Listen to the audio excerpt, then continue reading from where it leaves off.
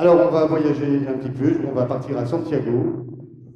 Santiago, le film Santiago accessible, c'est ça? Alors rassurez-vous, Le pèlerinage vers Santiago s'adresse au monde entier, car nous avons tous nos limites de force physique, d'énergie intellectuelle, de sensibilité, de beauté, d'éducation ou de moyens de vivre.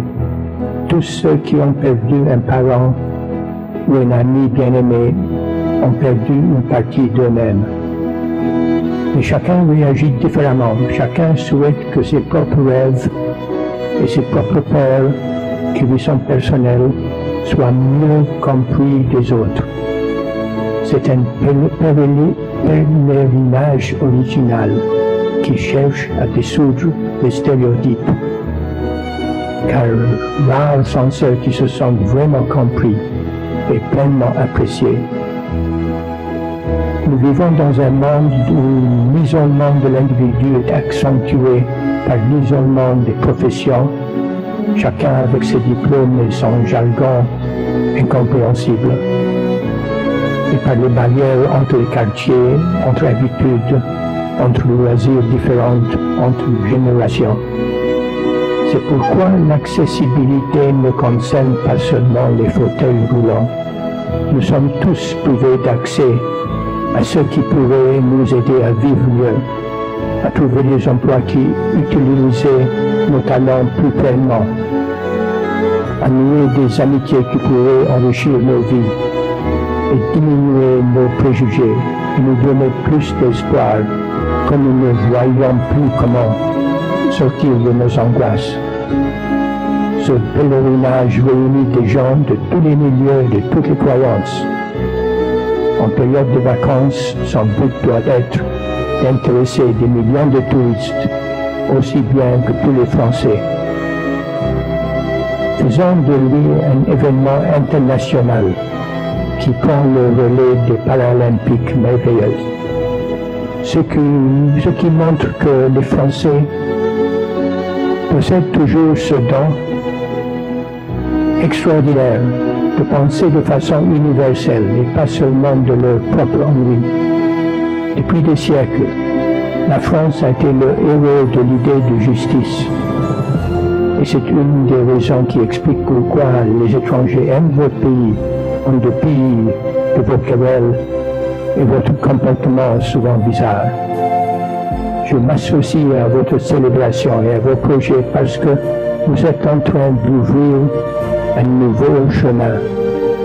Et un jour, j'espère, la petite voiture Mobile Dream sera le nouveau mode de transport des jeunes et des esprits libres de toutes sortes et enfin de tout le monde.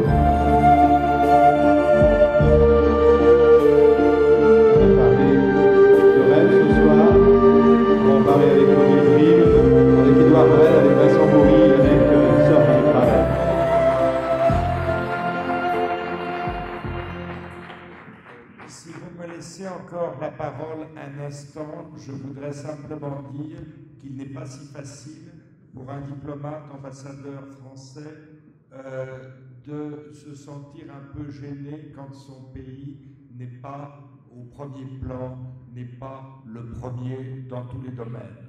Notre système social est certainement l'un des plus évolués, l'un des plus exemplaires en Europe. Mais nous devons aussi savoir, effectivement, reconnaître qu'il y a des domaines où nous avons des leçons à prendre, notamment du côté de nos amis anglais. Mais ce que je voulais vous dire, c'est que j'ai confié à Théodore Zeldin, l'un des plus fervents admirateurs de la France en Grande-Bretagne, avec un sérieux concurrent, Sir Philip Craven, qui fait un peu la gueule en se disant « c'est moi le premier ». Nous avons là deux amis, deux admirateurs, et vous avez entendu les mots de Philippe Craven qui sont des mots d'admiration et de tendresse à l'égard de notre pays. Nous devons savoir aussi reconnaître qu'il y a des domaines où nous avons des exemples à prendre sur nos amis anglais. C'est ça la coopération, c'est d'aller prendre les bons exemples là où ils sont, et effectivement, la croisière qui va s'organiser, qui n'est pas une croisade, qui est un pèlerinage civique en direction de Santiago. Santiago, c'est un lieu imaginaire, c'est la puissance du rêve. Ce pèlerinage sera rendu possible grâce à ce véhicule extraordinaire co-inventé par Vincent Bourri, l'un de nos champions paralympiques de l'autre. Voilà, j'ai été trop long, mais je crois que ce qui était essentiel, c'était la chaleur, l'amitié qui nous a réunis ce soir. Encore une fois, mes remerciements les plus chaleureux à ceux qui nous ont réunis. Merci Vincent Bourri. Allez, un petit mot ou un petit coup de trompette. C'est toujours difficile de passer après Edouard, mais je voudrais juste partager avec vous l'immense joie et le bonheur de pouvoir utiliser un engin comme ça. Ça fait effectivement plus de 20 ans que je me suis fortement impliqué dans la création, le développement, l'accompagnement de fauteuils tout-terrain. Et on arrive aujourd'hui avec les nouvelles technologies, les batteries, les moteurs, et surtout l'expérience qu'on a de la montagne, de la randonnée, à produire un engin qui est exclusivement français, qui est produit chez nous, en France. On va fortement l'apporter en Grande-Bretagne bientôt. Et c'est un petit cocorico, c'est une petite fierté, et surtout c'est un immense engin de bonheur. On partageait ça tout à l'heure avec Edouard et quelques autres. Vous ne pouvez pas imaginer à quel point ça peut générer des sourires quand on croise des personnes dans les plages, les chemins, les parcs à Londres, et surtout en montagne, qui est un endroit qui a priori peut paraître inaccessible. Et grâce à ces engins-là, maintenant c'est accessible. C'est du rêve, c'est du bonheur, et je vous invite tous à vivre avec nous l'aventure du mois de juillet qu'on va partager avec le maximum de personnes. Merci. Ça fait du travail. Vous êtes parrain de cette action. Oui, et j'en veux une, hein. C'est incroyable ça. Mais je voulais juste vous dire juste 2 mots sur Edouard, parce que je ne connaissais pas ce consul de France à Londres il y a 3 ans et demi, je pense. Et vers Noël, donc il y a 3 ans, 4 ans, je reçois 2 pages par mail en disant comment il se sentait libre à Londres.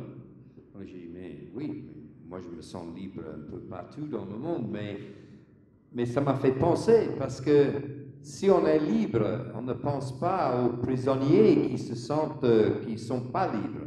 Donc il m'a envoyé ça, et ça m'a fait penser, peut-être il y avait des bonnes choses à Londres, et peut-être les expériences à Paris étaient un peu moins bonnes. Donc c'est tout ce que je veux dire. Je ne veux pas dire que Londres est meilleur que Paris, mais ce que je veux vous dire, c'est que c'est un révolutionnaire, et il faut avoir une révolution dans le monde, pas juste en France, de changer les têtes de tous les gens, et comme ça, tout le monde va vivre ensemble dans une société. Et je pense qu'on démarre avec ça, et comme je t'ai dit, j'en veux une comme ça. C'est formidable. Et on se donne rendez-vous au mois de juillet pour cette expédition. Voilà. Merci, on peut les applaudir. Merci, on peut les applaudir. Merci Philippe. Parfait.